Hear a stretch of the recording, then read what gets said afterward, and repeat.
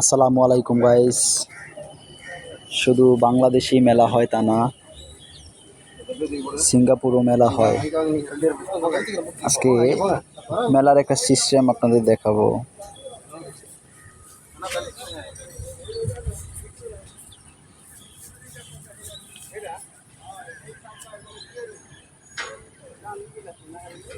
মেলার প্রক্রিয়া দিন।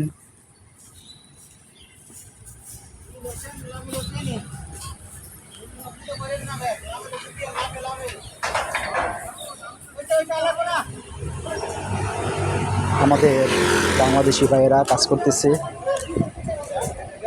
দু একদিনের মধ্যেই মেলা অনুষ্ঠিত হবে।